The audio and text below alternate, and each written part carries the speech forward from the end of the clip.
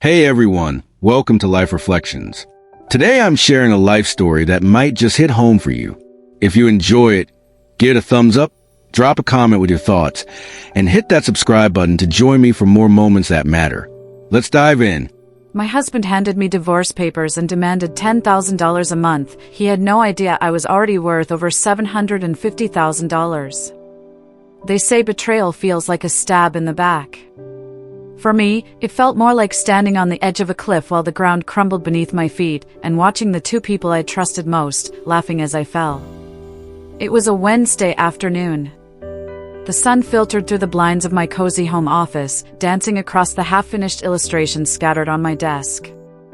I had just finished a final sketch for my 5th children's book when I heard the front door creak open.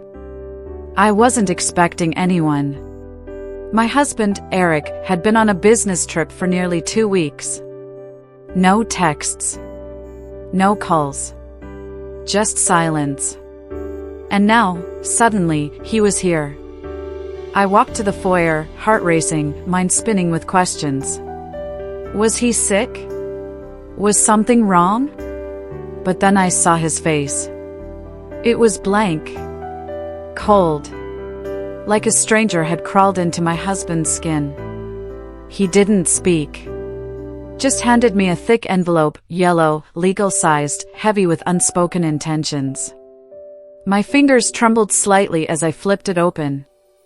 At the top, in bold font, petition for divorce. Before I could even speak, Eric muttered, "Go ahead and sign it. And starting next month, I'll need $10,000 a month in spousal support. You don't do anything anyway. You can afford it." And then, she stepped out from behind him. Lena. My best friend since 4th grade. The girl who used to stay up with me all night at sleepovers, whispering about our dreams. The woman who had stood beside me on my wedding day, tears in her eyes, swearing she'd never seen a love like mine and Eric's. Now, she was latched onto his arm like she belonged there. In that moment, everything inside me went silent. Not because I was weak, but because something inside me had snapped into focus. I didn't scream. I didn't throw anything. I didn't beg for explanations or cry into the hardwood floor. That's what they were expecting. That's what they wanted, to see me break. To see the woman they thought had nothing finally collapse. Instead, I looked at both of them, straight in the eye, and said calmly, "Fine." Eric blinked. Lena shifted awkwardly. I took the papers, turned, and walked back into my office. As I shut the door, I heard her whisper, "Told you she wouldn't fight back. She's too soft." But here's the thing about women like me. We're only soft until we're done pretending. And I was done. What Eric didn't know, what neither of them knew, was that while he was out playing games with my so-called best friend, I was building a quiet empire. The books I sketched while sipping coffee on our back porch? They weren't just cute hobbies. They were part of a 5-series publishing deal that had quietly brought in $750,000 last year alone. The house we lived in? It was in my name. Purchased 2 years before we ever walked down the aisle. Paid off in full. Every tile, every faucet, every blooming lilac bush in the backyard, mine. The bank accounts he thought were empty? Split across 2 corporations. One in Delaware, one in Washington State. All under my creative brand. Trademarked. Protected. Untouchable. But I never bragged. I let him believe I was just Eric's artsy wife. The woman with her head in the clouds. The woman who didn't really work. Because silence was my weapon. And now? It was time to use it. I called my lawyer. The same one who negotiated my last licensing deal with a major streaming platform. I emailed over the divorce papers and attached a simple note. "Let's have some fun." What followed was 3 months of the most exquisitely choreographed takedown you could imagine. while Eric and Lena posted brunch photos and cute couple selfies on Instagram, I was meeting with financial advisors, copyright attorneys, and PR strategists. I didn't want revenge. I wanted precision. I wanted the kind of resolution that didn't scream. I wanted the kind that echoed. The kind that lingers. Because that's what betrayal deserves. See, Eric assumed that because I didn't flash my success around, it didn't exist. He thought his betrayal would leave me begging. But he forgot something important. The woman who doesn't need you is the most dangerous kind of woman. The morning after Eric handed me the papers, I woke up early. Not to cry, but to get to work. I brewed a pot of black coffee, sat at the kitchen counter, and pulled out the leather-bound sketchbook I hadn't touched in weeks. Not to draw, but to plan. Because while Eric thought he was divorcing some emotionally fragile housewife, what he was really doing was stepping into a war he wasn't prepared for. I made a list. Every asset. Every copyright. Every contract I'd signed in the last 3 years. Every piece of IP with my name attached. Then I called Kate, my entertainment lawyer and longtime friend. She picked up on the second ring. "Is this about him?" she asked, not even needing a name. I let out a half laugh. "You always did read my mind." "Don't worry," she said. "Let's make this clean and devastating." Within 24 hours, she had filed an official freeze on all joint marital accounts. She also began proceedings to reassert sole ownership of the intellectual property tied to my name, which was, legally, never part of our marriage assets in the first place. Eric would have access to none of it. But the tension didn't end in legal paperwork. It simmered everywhere, in the text messages he started sending once the money dried up. In the way Lena would accidentally bump into me at yoga class or at the farmer's market, wearing oversized sunglasses like she was starring in a soap opera called Regret and Real Estate. "Are you okay?" she asked one day, pretending to be concerned. I looked her straight in the eye and said, "Never been better." Because I was. For the first time in years, I was breathing without permission. Still, I won't lie. Some nights were brutal. I'd lie awake, staring at the ceiling, remembering the tiny kindnesses that had once existed between Eric and me. The way he used to make cinnamon pancakes on Sunday mornings. The way he'd trace circles on my back when I couldn't sleep. But those moments had been traded. Not for love. Not even for lust. For ego. And what's more fragile than a man whose wife makes more money than him? Eric had always acted supportive of my art until it began making real money. Suddenly, he was confused about our finances. Questioning my purchases. Undermining my decisions. "I'm just trying to keep us secure," he'd say. But what he really meant was, "I don't like that you don't need me." And Lena? She wasn't even the worst part. The worst part was that I had loved her. I had trusted her with my fears, my dreams, even my first miscarriage, something I hadn't even told my mother. And now she was playing house with the man who used to kiss my forehead and call me his safe place. You want to know the moment I knew she'd been planning it all along? It was the necklace. A small gold pendant in the shape of a fern. I'd designed it for her birthday years ago. One of a kind. I saw it around her neck at the gym one day, nestled just above her heart, as she wrapped her arms around my husband in the parking lot. She saw me watching. She smiled. That's when I stopped mourning. And started sharpening my knives. I began documenting everything. Eric's sudden consulting income that didn't match his tax statements. Lena's sketchy wire transfers to a shell company she named Sunlight Wellness LLC. The paper trail connecting the condo they now shared to my business line of credit, an account Eric had unauthorized access to via a shared login.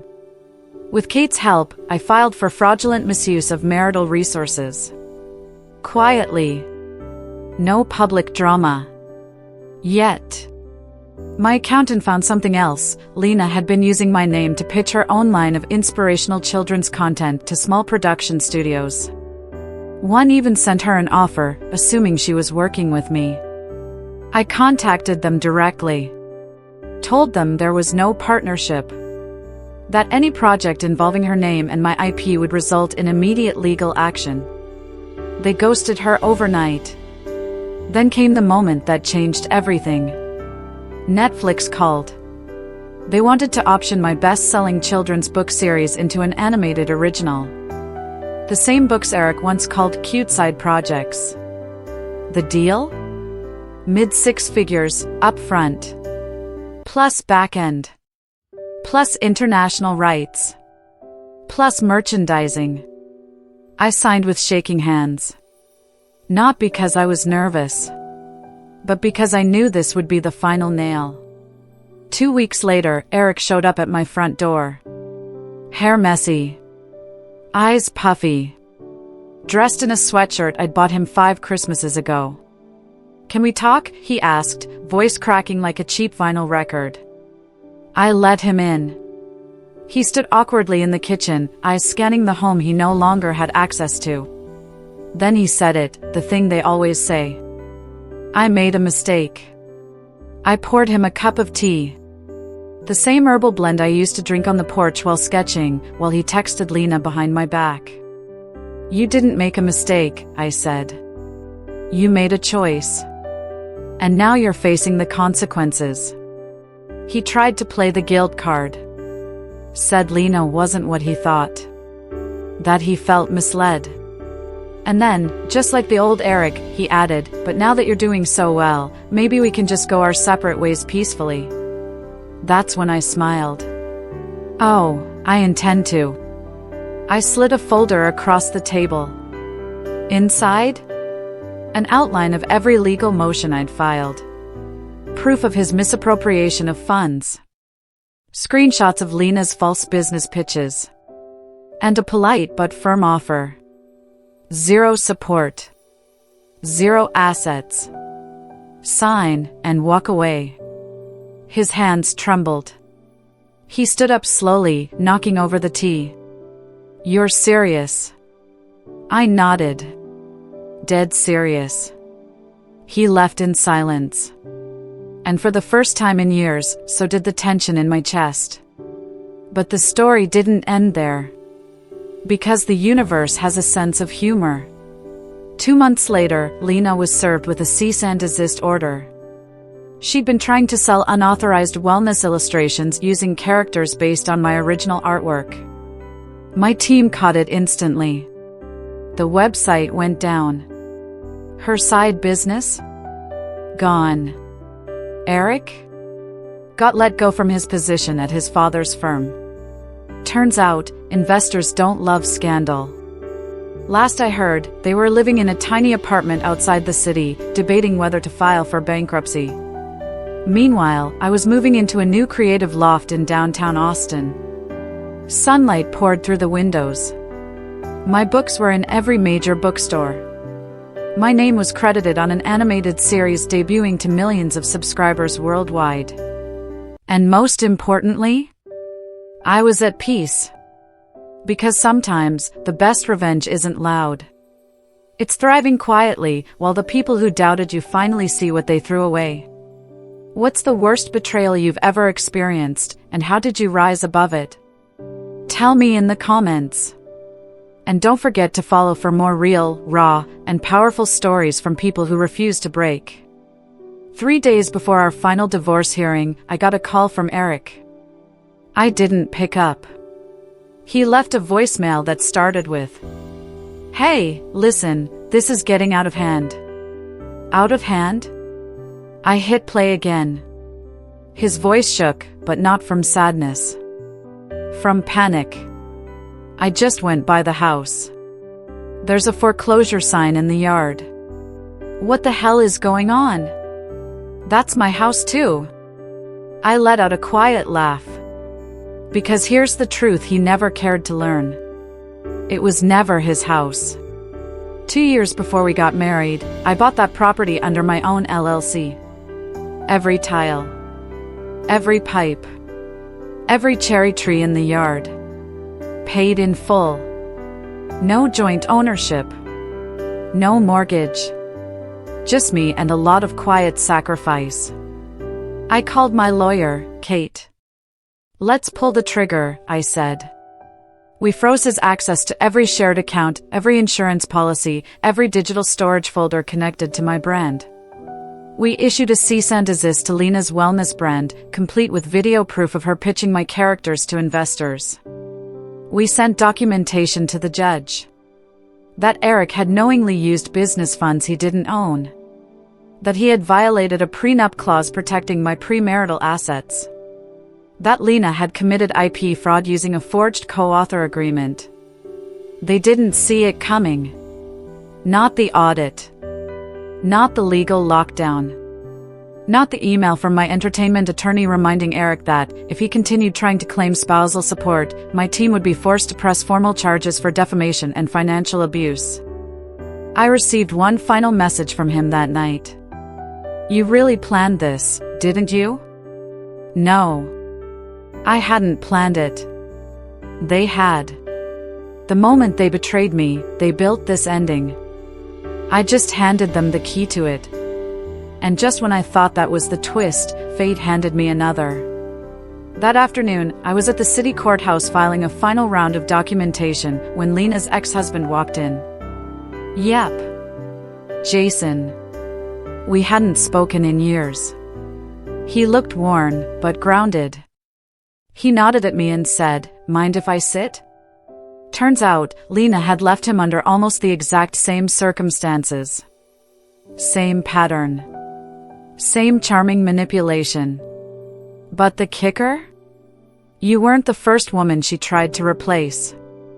Jason leaned in and handed me something, a copy of a hotel receipt. Eric and Lena's names.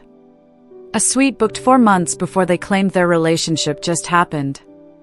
The same week I had been hospitalized for an ovarian tumor. Jason looked me in the eye. They didn't just cheat. They planned their escape while you were in surgery. My chest tightened. Not from sadness. From clarity. I had always known the betrayal ran deep. But now, I had proof it had roots. That night, I opened an old drawer in my studio, the one I hadn't touched since before the tumor, before the tears, before the betrayal. Inside was a sketch of a door, half open, leading to a glowing sky. I had drawn it during recovery, not knowing why. Now I did. It wasn't fantasy. It was a blueprint. The day of the hearing, the courtroom was ice cold. I wore a navy blazer and calm eyes. Eric looked pale. Lena sat next to him in oversized sunglasses again, like drama was a personality trait. The judge reviewed the documents. Paused. Looked up. Mr. Carlson, he said to Eric. Do you understand that based on these submissions, you have no legal claim to any of Ms. Lee's assets? Eric cleared his throat. Your Honor, I supported her, emotionally, for years. I gave her time and space to create. The judge blinked. Time and space aren't currency. And with that, the gavel came down. Divorce finalized. No assets awarded. No monthly support. And as for Lena? The judge ordered a temporary restraining order barring her from using any likeness of my work for commercial purposes pending the IP fraud investigation. When I walked out of that courtroom, the sun hit my face in a way I hadn't felt in years. Not harsh. Free. But that wasn't the final twist. No, the final twist came 2 weeks later, when Lena's daughter, Chloe, showed up at my door. She was 15. Tall. Soft-spoken. Her eyes carried both light and sadness. Can I talk to you? She asked. Just you? I invited her in. We sat at the kitchen table where her mother and I once planned vacations and shared wine. She took out a notebook and placed it on the table. It was full of sketches. My sketches. Copied. Studied. Admired. I want to learn from you, she said. Because I don't want to be like her. I blinked. What do you mean? She used to tell me you were weak. But I watched you fight quietly. With your art. With your mind. With your silence. That's not weak. That's what I want to be. And just like that, something in me healed. Not because I won. But because someone saw it. The quiet power. The strategy. The strength it took to not collapse. I hugged her. You can come here anytime, I said. They thought they could erase me. They thought they could replace me. But what they never realized was, you can't destroy someone who built themselves from scratch. Have you ever been betrayed by someone who thought you'd stay broken? Tell your story in the comments below. And remember, silence isn't weakness. It's strategy. It happened on a Thursday. The day my animated series premiered on Netflix. I remember it clearly because my phone wouldn't stop buzzing, emails, messages, interview requests. My team was scrambling to keep up, my publisher sent flowers to the studio, and my agent left a voicemail that started with, "You're officially a household name." And then, just after noon, I got another call. Eric. Ignored. 2 minutes later, a string of messages. Can we talk? Please call me back. You're on the news. I had no idea it was that big. I laughed. He wasn't wrong. The series, based on the very books he once called silly doodles, had debuted in 38 countries. The trending hashtag was #lunarizing, and parents were uploading reaction videos of their kids watching the first episode. My inbox? Full of licensing requests. Pajama brands, toy companies, even a major cereal company wanting to partner on character-themed packaging. I was overwhelmed. But not by success. By clarity. Because this was who I had always been. Not a sidekick. Not a supportive wife. Not the quiet woman sketching in the corner. I was the story. The engine. The brand. And Eric? He was a footnote. Later that night, I hosted a small dinner party at my loft. Just friends. My editor. My animation director. A few close women I'd met through creative retreats over the years. We toasted with champagne. And as I stepped into the kitchen to grab another bottle, the doorbell rang. It was late. Too late for deliveries. I opened the door, and there he was. Eric. Rain on his shoulders. Hair soaked. Eyes wide like a man who'd lost everything and only just realized it. You look successful, he said weakly. I smiled. You look wet. He gave a half laugh. I guess I deserved that. No, I said, stepping aside. But you're not coming in. Rachel, please. He said my name like it still meant something. Like it belonged to him. I'm not here to fight, he added. I had no idea. What you were building.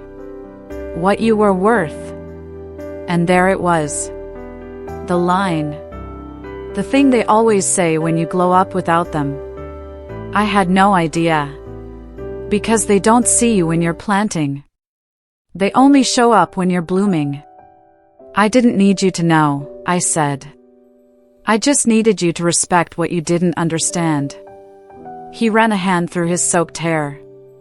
I was stupid. Lena, she's gone, by the way. I raised an eyebrow. Gone? He sighed. Moved to Nevada. Said she needed a fresh start. And you? I asked. What do you need? He looked up, eyes glassy. You. I laughed. Not out of cruelty. Out of disbelief. Eric, I said softly, you didn't want me. You wanted someone smaller than you. And I was never that. He didn't reply. Just stood there. Soaking. Silent. Go home, I said. And next time you meet someone with dreams bigger than your ego, try supporting them before they sign a Netflix deal. And I closed the door. Not out of spite, but out of peace. The next morning, something unexpected happened. My inbox lit up with a message from a studio executive in Paris. They wanted to license the French rights to my series and bring me out for press. And you know what? I said yes. Because for years, I'd been waiting to be chosen. By a partner. By friends. By life. But the truth is, I was always capable of choosing myself. On the plane to Paris, I opened my sketchbook. The one I'd carried through hospital visits, heartbreak, and healing. I flipped to the back and began a new drawing. A girl. Small, but fierce. Standing on a mountain of torn expectations. Her hand outstretched. Holding a key. Behind her? A door, glowing, open wide. 2 weeks later, on a quiet night in Montmartre, I received a message from Lena. It was a single sentence. You really did it, didn't you? No apology. No explanation. Just the stunned realization that while she played games, I built a kingdom. I didn't respond. She wasn't part of the story anymore. But someone else was. Chloe. Lena's daughter. The girl who used to trace my drawings at the kitchen table. She had sent me her first original illustration, a fox holding a lantern, walking through a dark forest. At the bottom, she'd written, "Thanks for teaching me how to find the light." That was the real climax. Not the TV deal. Not the legal wins. Not even the public validation. It was the quiet, honest truth that no one could take from me. I had built something real. Something lasting. Something that mattered. Have you ever felt underestimated? Have you ever had someone doubt your worth, only to come back when you shined? Tell your story below. Someone out there needs to know they're not alone. Paris changed me. Not because of the croissants, or the cobblestone streets, or the Eiffel Tower shimmering at midnight. It was something quieter than that. It was the first time in years I could walk into a room and not feel like I had to prove I belonged there. The press tour for the French release of Luna and the Hill of Light was a whirlwind. Interviews in grand halls with velvet curtains. A meet and greet with young fans who handed me handwritten letters in crayon. A live radio segment where I told a national audience how my characters were born, not from fantasy, but from survival. But in between the flashes and applause, there were quiet moments.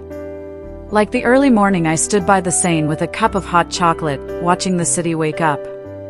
The wind kissed my face, and for the first time, I didn't feel like I was standing in the aftermath of something broken. I felt like I was standing at the beginning of something real. When I flew back to Austin, the loft felt different. Warmer. Lighter. Like it finally belonged to the woman I had become. I unpacked slowly. Hung a few new paintings. Lit a candle and sat down at my desk. And there, waiting in my inbox, was a message that brought me to tears. Not from Eric. Not from Lena. From Chloe. She'd gotten into an art program in Oregon. A selective one. Portfolio-based. She'd submitted her fox lantern illustration as her centerpiece and gotten glowing reviews. "I just wanted to thank you again," she wrote. "You didn't just show me how to draw. You showed me how not to shrink." I closed my eyes, tears streaming down my cheeks, not from sadness. From the overwhelming, undeniable knowing that I'd done something good. Something lasting. Not just despite the pain, but because of it. A week later, I got an unexpected visit. It was late afternoon. soft rain tapping against the windows. I was reading on the couch when the intercom buzzed. "Package," the voice said. I buzzed them up, expecting flowers or a gift from a fan. But when the door opened, it wasn't a delivery driver. It was Jason, Lena's ex Chloe's dad. He held a brown paper bag in one hand and a cautious smile in the other. "I brought walnut scones," he said. "Your favorite, if I remember right." I invited him in. We talked for hours about Chloe, about Paris, about grief and healing. Turns out he'd been in therapy, working through the mess Lena left behind. Not to win her back, but to win himself back. At one point, he looked at me and said softly, "You know, for a while, I kept wondering why good people get hurt the worst. But maybe it's because we're the ones strong enough to rebuild something better." I didn't answer, just smiled. Because sometimes, you don't need a reply. Sometimes, truth just needs space. In the months that followed, life didn't slow down. It got richer. A second season of the animated series was greenlit. I was asked to keynote a women's conference in New York. I started mentoring young artists through a nonprofit for girls in underserved communities. But the best part? I wasn't chasing peace anymore. I was living in it. One Sunday morning, as golden light poured through the kitchen windows, I sat sketching a new character. A little girl with storm-colored hair and constellation freckles. The door opened gently. Jason walked in, holding 2 mugs of coffee. He didn't speak. He didn't ask if I needed help. He just sat beside me. And that's when I knew. I wasn't alone anymore. Not in the way that feels dependent, but in the way that feels safe. He didn't complete me. He respected me. And that was more than I'd ever dared to ask for. The final chapter of this story isn't revenge. It isn't the Netflix deal, or the house, or the courtroom win. It's a 15-year-old girl named Chloe who now believes in her art. It's a man who shows up, not for show, but for real. It's a woman who found her power not by yelling, but by choosing silence, strategy, and soul. So to Eric, wherever he is, I wish him well. To Lena, I release her. And to myself, I say, thank you. Thank you for surviving. Thank you for not settling. Thank you for trusting that even shattered things can become stained glass when held to the light just right. That's it for today's story on Life Reflections. I'd love to hear your take. Drop a comment below with your thoughts or a story of your own. If you enjoyed this, give a like and subscribe to keep the reflections coming. Thanks for watching, and I'll see you in the next one.